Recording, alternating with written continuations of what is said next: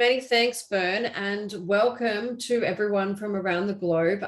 It's so fantastic to be doing something with Japan again today. You are my friends from across the ditch, and I look forward very much to seeing you again very soon. Unsafe, the focus on not killing people at work. Australia's fatality statistics are the worst that have been in 14 years. It has increased by 35% in just 2 years. 194 people lost their lives as a result of a traumatic death from injuries arising through work-related activity. 37 more lives than the year before. Statistically speaking, actually and factually unsafe. In 2018, 144 people lost their lives as a result of a work-related activity. In 2019, 190 lost their lives as a result of a work-related activity. That is 37 more lives than previous year. In 2020, more people, 194, lost their lives as a result of a work-related activity. The increase in loss is 35% from 2018 to 2020. This is 50 more people who have lost their lives as a result of a workplace activity. We'll stone the crows. Australia, unsafe. This is very unusual for our part of the world. What do you mean, says the usual leader of the workplace? We never focused on safety more. Now, in 2018, this was before COVID. In 2019 was our first COVID year. And what do you mean? We have never focused on safety more. We talked about safety every day for the last 2 entire years. We had daily meetings. What do you mean? We scanned everyone and everything with barcodes and scan codes and QR codes. Thank goodness for the man who designed it from Japan. The new study from Juniper Research has found that QR codes have been scanned 5.3 billion times, up from 2017, only 1.3 billion times. It's been a 308% increase as a result of COVID, 5.3 billion times. But we spent thousands of dollars on sanitizer. Yes, we did spend thousands of dollars on sanitizer. In Australia, before COVID, we used to use 20 million litres per year. That is 8 Olympic-sized swimming pools of sanitizer. During COVID, per year, we used 70 million litres, or 28 Olympic-sized swimming pools. So that equates roughly to 1 Olympic swimming pool size of hand sanitizer used per million people, which could equate to 7,900 million Olympic-sized swimming pools worth of sanitizer used around the globe. The hand sanitizer market's been doing very well. Huge increases due to COVID. And wait a minute, but we bought millions of face masks. Yes, as businesses and organizations around the globe, we did buy millions. In actual fact, we bought billions. A recent study from the University of Southern Denmark has stated that we use an astounding 129 billion face masks globally every month. That is 3 million face masks a minute. And most of them are disposable and made from plastic microfibers. This is 1,548 billion face masks annually per year being used. But everybody worked from home, so surely we were more safe. Now, Australia is famous, Melbourne is famous for the most locked up, locked down and locked out for the whole of the world. We were in lockdown the longest all around the globe. So with everybody sitting at home, surely we should have been or could have been or would have been more safe, unless there should have been less fatalities. Well, safest houses, you could say they were safe at home. We did have a daily briefing every day from our government for almost 2 entire years, 1.5, a daily briefing about the COVID fatalities. But we did not have a daily briefing about work fatalities. That did not occur. In fact, during lockdown, we had a significant increase in the amount of people that lost their lives as a result of a work-related activity. The thing is, though, surely we were safer. No, even with 16,532 million less kilometers being driven, still we had more fatalities. It must be COVID deaths. They say, we say, surely that includes the COVID deaths. Actually, no, COVID deaths have not been included in these informations.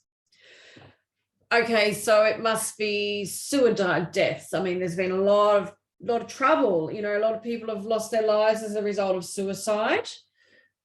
Actually, no, suicide deaths, yes, it was awful, but no, suicide deaths are not included. The workplace statistics were so out of the norm for Australia that Australia produced a COVID-19 and safe work data explainer.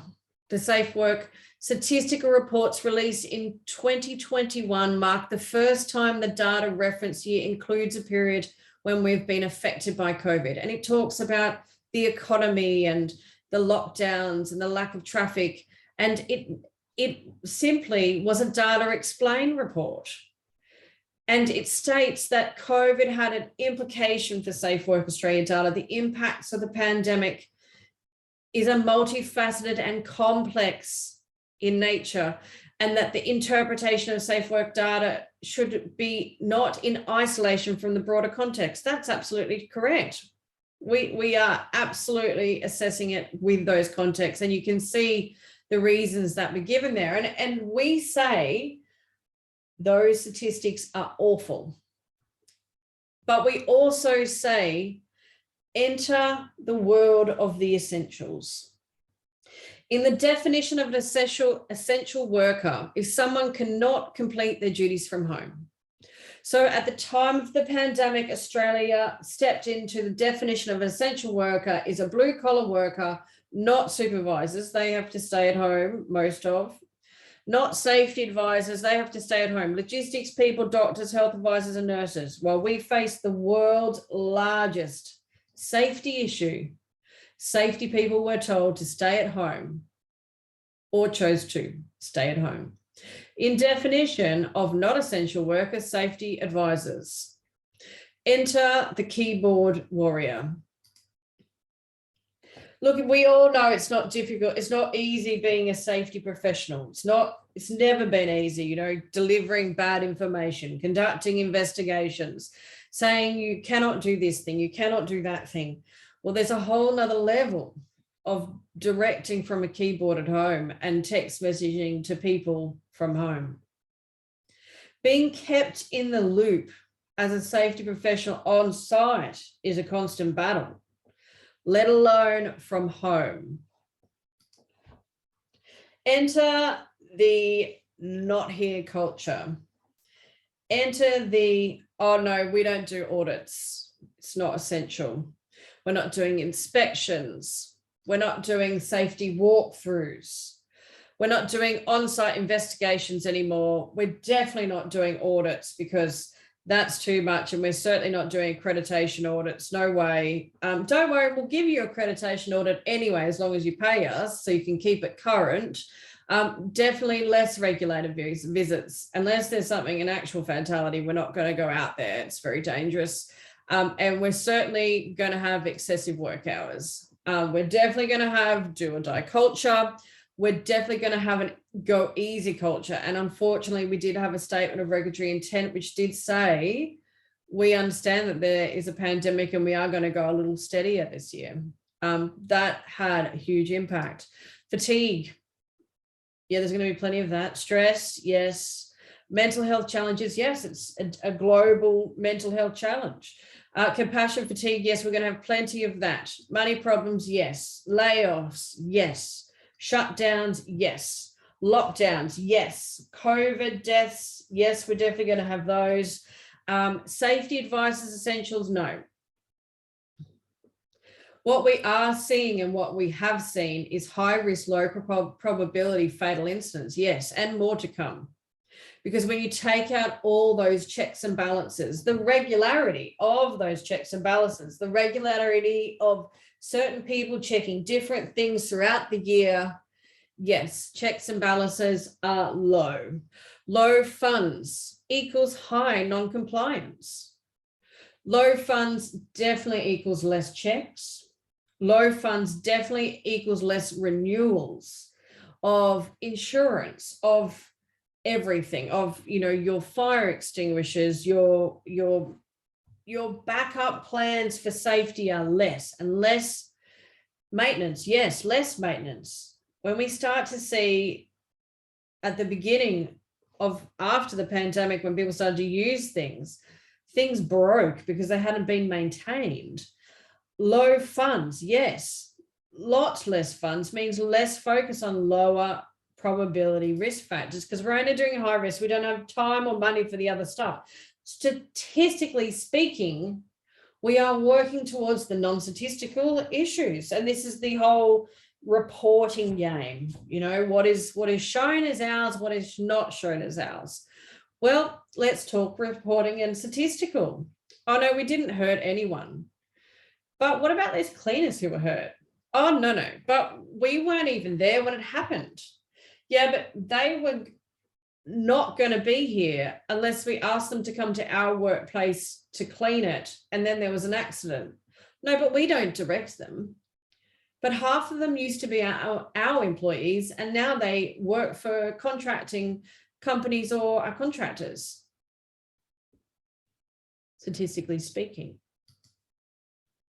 So around the world, we are seeing and have seen a lot of changes in the quality of data that's coming out of countries. And in Australia, we are not alone. So let's review that data and see if it is a trend or an anomaly, or is it a new normal until we take some real attention to it. So we're reaching out. We're saying to you around the globe what happened in the rest of the world, and we're inviting other national regulators and other people that work in data to collaborate with us on your national data. Please reach out and contact us so we can talk about data and really aiming for 0 fatalities at your workplace. Back to you, Bern. Thank you so much for your time.